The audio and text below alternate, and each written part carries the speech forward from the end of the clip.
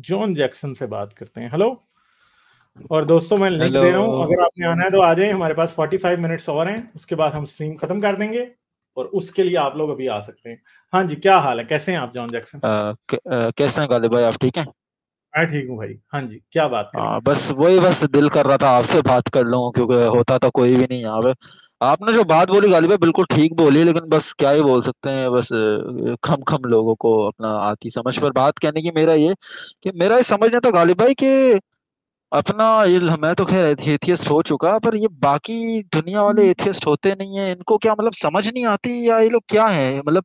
चले, जो उन जिनकी उम्रें बढ़ गई हैं, जो 50 से ऊपर पहुंच गए, उनका तो क्या ही कह सकते हैं, उनका तो दिमाग, वो तो नहीं चाहते कि हम इस डिप्रेशन के अंदर मुब्तला हो, क्योंकि बंदा सुसाइडल हो जाता है। हम खुद सुसाइडल हुए थे। लेकिन जो मेरी उम्र के बंदे, जो मेरे से छोटे हैं, उनको भी समझ नहीं आता, मरने मारने पे आ जाते हैं। हम तो, आपको शायद मैंने पहले बताया था, हम तो भैंसे को मारने के लिए निकले हुए थे, लेकिन हमारे दिमाग बदल गए यार, आप लोगों ने बदल दिए। पर बाकियों का मुझे समझ नहीं आता, क्या मेंटल ट्रॉमा इनके अंदर क्या है ऐसा कि नहीं समझना चाहते। बड़ा अफसोस होता है देख के गालिब भाई कि क्या ही मतलब फ्यूचर निकलेगा इस मुल्क का। बड़ा तबाह तबाह तबाह कर दिया है इस, मतलब इस मुल्क ने, इस मजहब ने यार। बात देखिए, हम ये नहीं समझते कि सारी दुनिया एथियस्ट बन जाएगी। हम ये समझते हैं कि शायद पाकिस्तानियों का एक सिग्निफिकेंट नंबर सेकुलर बन जाए। और जब वो सिग्निफिकेंट नंबर सेकुलर बनेगा ना, तो वो क्या करेगा, वो फिर कंट्री में चीजों को इफेक्ट करना शुरू करेगा।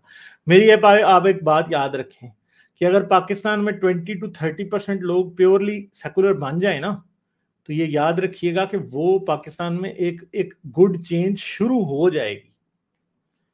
अगर 10% या 15% लोग एथियस्ट बन जाए ना, तो ये स्नोबॉल इफेक्ट फिर शुरू हो जाएगा। क्योंकि दुनिया के बहुत से कंट्रीज हैं जहां पे रिलीजन के ऊपर क्रिटिक शुरू हुई, बहुत सख्त रिलीजियस लोगों ने रिस्पॉन्स दिया, मगर वक्त के साथ साथ वो ये जंग हार गए। क्योंकि ये बात याद रखिएगा, एथियस्ट या नॉन बिलीवर वही बन सकता है जो हाईली इंटेलिजेंट होता है। ये बात दुनिया में, ये बात स्टैटिस्टिक्स से प्रूवन है कि एथियस्ट और नॉन बिलीवर लोगों का आईक्यू लेवल रिलीजियस लोगों से काफी हाई होता है। ठीक है, समझ गए? एवरेज आईक्यू लेवल ज्यादा हाई होता है। और ये याद रखिएगा कि दुनिया को चलाते असल में वही लोग हैं जो ज्यादा इंटेलिजेंट हैं। क्योंकि दुनिया में मीन्स जो है वही क्रिएट करते हैं और वही यूज करते हैं ज्यादा।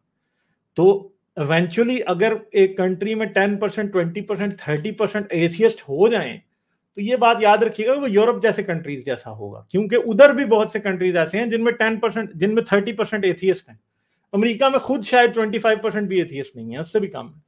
ठीक है, मगर उनका सिग्निफिकेंट इंपैक्ट है। आपको जितने मेजर बड़ी बड़ी एंटरप्रेन्योर्स नजर आएंगे, बड़े बड़े लोग नजर आएंगे, ज्यादातर नॉन बिलीवर्स होते हैं, रिलीजन में बिलीव नहीं करते, वो एग्नोस्टिक होंगे। ठीक है, कोई और किस्म की आइडियोलॉजी में बिलीव कर रहे होंगे, बट वो एटलीस्ट जो है ना, वो ये नहीं समझते कि कोई लगी बंदी मोरालिटी है जिसके मुताबिक हर एक को जज करना है, संसार होना चाहिए। या जी क्रिश्चियन जैसे बिलीव करते हैं, जो कैथलिक्स हैं, कि तलाक नहीं हो सकती, वो इस तरह की बातों में बिलीव नहीं करते वो लोग। ठीक है, तो वो पहले ही एक रिलीजन से साइड पे चलते हैं। तो ये चीज जो है असल में इवेंचुअली कंट्रीब्यूट करती है एक सोसाइटी के अंदर पॉजिटिवली। और ये बात याद रखेंगे, दुनिया में बिजनेस और साइंस एंड टेक्नोलॉजी और ग्लोबलाइजेशन का दुश्मन है मजहब। हर लेवल पे देखें, एंटी इमिग्रेंट नारे जितने भी लगते हैं वो दुनिया के जाहिल तरीन राइट विंगर्स लगाते हैं। और आज तक रोमन एम्पायर से, बल्कि अलेक्जेंडर के टाइम से लेके आज तक, हमेशा दुनिया का सबसे बड़ा बिजनेस सेंटर उसी सिटी में होता है जो मेट्रोपॉलिटन होता है, जिसके अंदर दुनिया के हर मुल्क से आए हुए लोग रहते हैं। चाहे वो एथेंस हो, चाहे वो रोम हो, चाहे वो कार्डोबा हो, चाहे वो बाद में आपका टेसेफॉन हो, चाहे वो आपका जो है वो क्या उसका नाम था, बगदाद हो इस्लामिक सिविलाइजेशन का।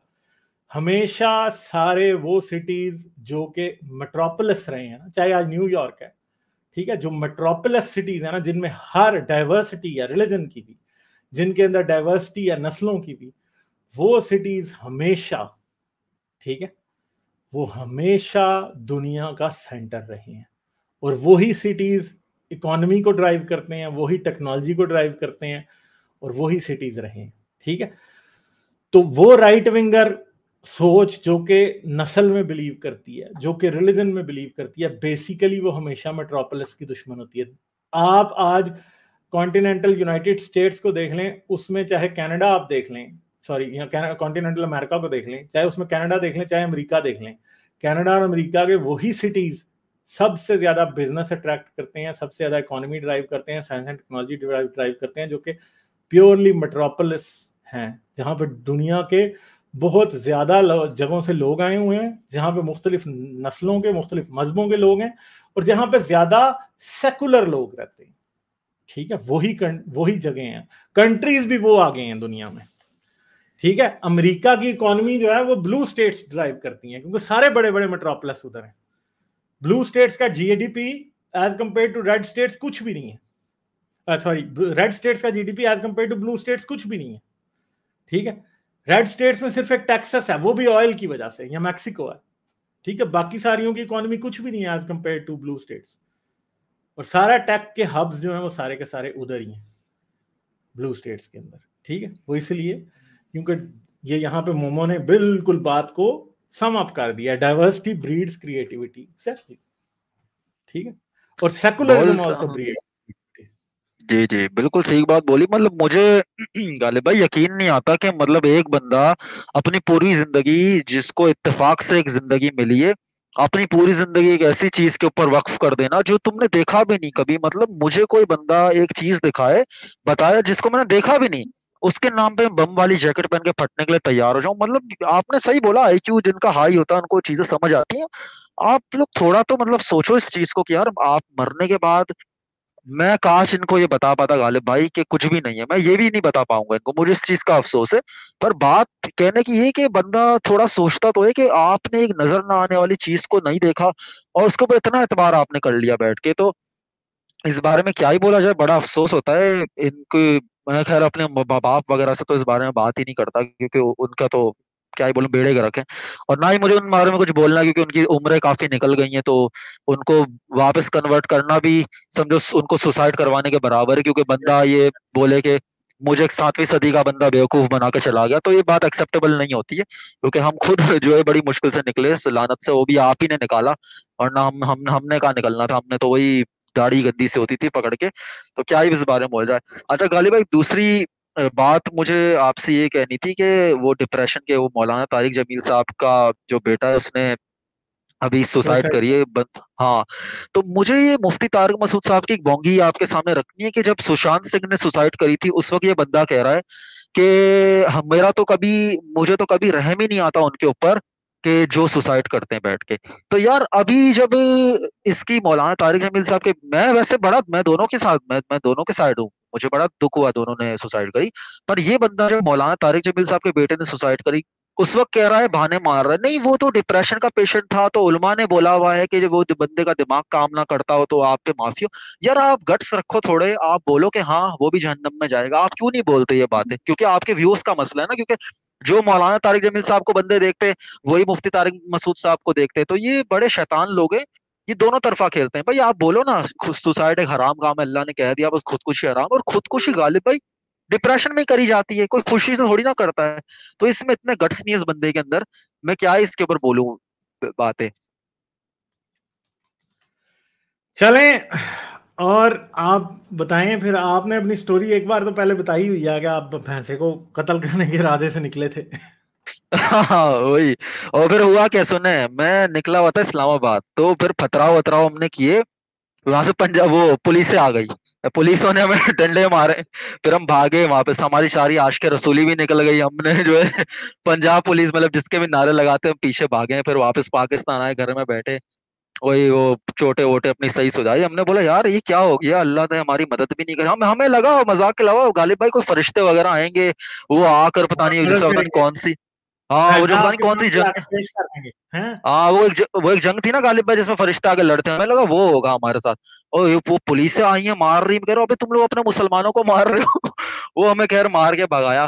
फिर हम लोग अपने शहर वापस आए, नहाए धोए, फिर इस चीज से थोड़ा हमने अपने आप को हटवाया। बस यही नारे लगाते थे, गुस्ताख नबी की सजा, सरतंत्र जुदा, सरतंत्र जुदा। फिर आप 2019 में आए हो, तो आपका मैंने सबसे पहला पता वीडियो वो देखा था, वो जो स्पार्किंग वाला जो कौन था, मौलवी मौलवी इलियास क्या नाम था उसका। तो हाँ, आप लिहाज बात कर नबी। रहे थे, हाँ तो आप उसके ऊपर बात कर रहे थे। मैंने बोला यार ये कौन बंदा है, मेरे को बड़ा मजा आया इसकी, क्योंकि उस वीडियो के अंदर आपने कोई गुस्ताखी नहीं करी। मैंने बोला चलो देखते हैं कौन है ये बंदा। फिर उसने मुंह भी छुपाया हुआ है, तो फिर जब मैंने इसकी और वीडियो देखी फिर बड़ी गंदी गंदी गालियां मेरे मुंह से निकली। और मैं टीनू को भी कहूंगा कि यार मुझे मुझे चैट के अंदर जो है ना अनब्लॉक कर देना। मैंने कोई 2 साल पहले गालिब भाई को कुछ बोला होगा जॉन जैक्सन के नाम से। नहीं, वो आप और मुझे बताएंगे तो मैं आपको अनब्लॉक करूंगा, क्योंकि हाँ टीनू जॉन अनब्लॉक जैक्सन के, करता है। हाँ जॉन जॉन जैक्सन के नाम से कुछ चैट में 2 साल का पहले होगा शायद, पता नहीं, अब नजर भी ना आए। तो खैर फिर बात ये आपकी, मैंने लाइव देखी, बड़ी गालियां निकली बैठ के। तो खैर फिर भी सुनते रहे। मैंने बोला यार ये बोल क्या रहा है, इसको मैं जवाब दूं। जवाब, वो एक कीड़ा होता है ना मुसलमान, सॉरी मतलब एक मसला होता है ना मुसलमान के अंदर के जवाब देने देने देने। तो फिर वो हजरत अब्दुल्ला साद बिन इब्ने सरा का मैंने वाकया सुना, उसने मेरा दिमाग बड़ा पलटा है। तो मैंने फिर मौलवियों के पास लेके गया। मौलवी कह रहा अबे ये तो हदीस में लिखा ही नहीं है। मैंने बोला मौलवी एक बात मुझे बता, क्या कोई भी हदीस लिखने वाला बंदा क्या इसको सही करार देगा कि मोहम्मद ने जो है वाकई में अपनी मर्जी से आयतें लिखवाई थी? कौन बेवकूफ का बच्चा इसको सही करार देगा हदीस के अंदर? और सीरतें हदीस से पहले लिखी जाती हैं। आप इस बात का क्या जवाब दोगे? नहीं तू वाजिबुल कत्ल हो जाएगा, तू ये हो मतलब कोई जवाब नहीं दिया गालिब भाई। तो काफी बैठे हम, और एक नहीं 10 मौलवियों के पास गए हम लोग, कोई जवाब नहीं। तो बहरहाल फिर आपने और बहुत सारी बातें बताई। तो 2020 या 2021 के बीच में ये सिर्फ आप वाहिद बंदे हो, आपकी वजह से मेरा इस्लाम अंदर से निकला है। और फिर क्या बोलूं, डिप्रेशन के पेशेंट भी रहे, फिर खैर ठीक हो गए। लेकिन अब तो बहरहाल बड़ी अच्छी जिंदगी गुजर रही है यूएस के अंदर, इस वक्त हूँ आराम से अपनी जिंदगी गुजार रहा हूँ, कोई मसला नहीं, पढ़ाई भी आप चल रही बड़े है। और लकी हैं कि आप एक अच्छी जगह पे पहुंच गए जहां पे आप जाके अपनी जिंदगी सही तरह गुजार रहे हैं। ठीक है, जी जी कोई नहीं, होपफुली सब ठीक रहेगा। सही है, तो बस लगे रहें, अपने काम करते रहें, जी होपफुली जी सब हाँ। होगा। ठीक है, और गाय भाई चलें। आप भी लगे रहे। और बस एक आखिरी बात करूंगा, वो काना राजा है, उसकी पता नहीं किसी के साथ डिबेट हुई है अवैध राजा के साथ, तो वो उसमें कोई आंख उसने दिखाई थी, और उसमें कोई पता नहीं ACGT करके पता नहीं कुछ बता रहा है वो बंदा, कि वो मुझे उसका समझ नहीं आ रहा था। तो मैं उसका आपसे पूछना चाह रहा था, क्योंकि आपको एवोल्यूशन का पता है, वो जिस बंदे से डिबेट कर यार रहा है वो उसको भी कुछ देखें, वो आंख की बात करते हैं ये लोग हमेशा, के आंख कैसे बन गई। तो इंसान की आंख को अगर हम ये मान लेना कि वो बहुत बड़ा कोई मार्वल है इंजीनियरिंग का और इंटेलिजेंट डिजाइन का, तो मुझे ऐनक क्यों लगी हुई है? ठीक है, और मेरा तो नंबर इतना लो नहीं है, कई लोग ऐसे हैं कि उनको ऐनक के बगैर इधर भी चीज यहां पे नजर नहीं आती।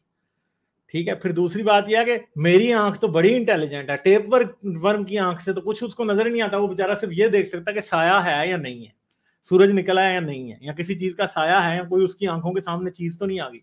वो बस ये उसको सिर्फ डिम प्रॉपर ब्लर उसकी आंखें होती हैं। तो आंख अगर इतनी इंजीनियरिंग की बात है तो फिर हर जानदार की आंख इतनी तेज होनी चाहिए ना, सिर्फ इनकी क्यों? वेल की आंखें बड़ी कमजोर होती हैं।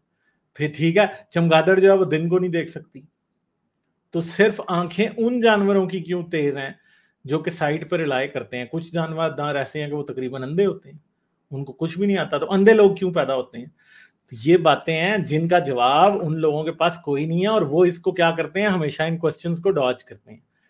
अगर आंख एक बहुत ही जबरदस्त क्रिएशन थी तो भाई आपको पता है कि आंख के अंदर जो रोशनी जाती है और जो पीछे कॉर्निया के रिसेप्टर्स होते हैं, पूरे ब्लड और वाटर से गुजरने के बाद लाइट उधर जाती है और उल्टा इमेज आपको नजर आता है। ठीक है, कैमरा जो है ना वो सीधा इमेज देखता है, मगर हमारी आंख उल्टा इमेज देखती है, फिर हमारे दिमाग में जाके इसकी करेक्शन होती है। ठीक है, आंख लेफ्ट साइड की राइट साइड के दिमाग से, राइट साइड की लेफ्ट साइड के दिमाग से कनेक्ट है, और लेफ्ट साइड की राइट वाले दिमाग से कनेक्ट है। दरमियान में एंड पे ऑप्टिक नर्व यूं गुंजल बांध के गई हुई है। हालांकि सीधा यह था कि लेफ्ट वाली लेफ्ट के साथ कनेक्ट होती, राइट वाली राइट के साथ होती। क्यों है ऐसा उल्टा काम? ठीक है, आंख में इतने मसले हैं, मोतिया उतर आता है आंखों में। ठीक है, फिर हम ऑपरेशन कराते फिरते हैं। आप अपने पेरेंट्स को पूछें तो आपके दोनों पेरेंट्स, जो जिसके पेरेंट्स 50-55 साल के होते हैं, जाके मोतिया का ऑपरेशन कराना पड़ता है। जिस बेचारे को ग्लूकोमा का मसला है उसकी तो जिंदगी अजाब है, ग्लूकोमा वाले लोगों की तो खुदा ने बड़ी अच्छी इंजीनियरिंग की है, लानत है ऐसी इंजीनियरिंग पे, लेकिन और ये ये नहीं भी होता। मुझे, हाँ वो भी पूछना, वो जो अक्कल दाढ़ें होती हैं वो खुदा ने किस चीज के लिए दे दी? और वो क्या हाँ, बोलते हैं, मतलब इस तरह की बातें गालिब भाई, किसी को मेरी कैंसर होता तो है, किसी को टीबी हो रही है। मेरी तो तो 4 में से 3 अकल दाढ़ें निकल चुकी हैं, और एक जो है वो टेढ़ी है, यूं लेटी हुई है अंदर। ठीक है, जिसको निकलवाने के लिए मेजर सर्जरी होगी मेरी, जब भी होगी जिंदगी में कभी, अगर करनी पड़ी तो। होपफुली ना ही करनी पड़े कभी, मगर कभी करनी जी पड़ी तो वो कभी बाहर ही नहीं आई। एक यहाँ पे मेरी रह गई है, बाकी 3 निकाल चुका हूँ। ठीक है, वो और इसलिए हमें हमें मिली मिली इसलिए क्योंकि सीधी बात है, हम हमारे दिमाग पहले छोटे थे तो इस वजह से हमें जरूरत पड़ती थी शिकार करने का। तो ये दिमागी मरीज है, इनको समझ आता नहीं कुछ। बहरहाल गालिब भाई, मेरे को, मैं जब आपको देखता हूँ ना तो मैं कहता हूँ यार गुस्ताख रसूल बैठा ना, इसमें बिजलियां कड़ाका करता कुछ भी नहीं। तो ये चीजें भी हमारे काफी ईमान को छोड़ने करीब भाई। बहरहाल आप ये काम करते रहे, चलें ठीक है, फिर मैं हफ्ते वाले दिन आपसे आके वो जब सारे दोस्त होंगे ना बैठ के बात करेंगे। चलें ठीक है, आप जरूर आइएगा, आपका इंटरव्यू भी मैं लेता हूँ। आप मुझे एक ईमेल करना है यार, मैं जरा सुस्त हूँ ईमेल करने में, शायद आपने पहले भी की थी। हाँ चले, मैं करूंगा। वो स्ट्रीम यार्ड का लिंक भी आप देंगे ना, वैसे ही डायरेक्ट भी ज्वाइन करने की कोशिश करेंगे, ठीक है। चलें ठीक है, okay okay bye. Okay. Like share और सब्सक्राइब करना मत भूलें। इसके साथ साथ आप मेरे चैनल को पेट्रियन पर सपोर्ट कर सकते हैं। पेट्रियन का लिंक वीडियो की डिस्क्रिप्शन में है।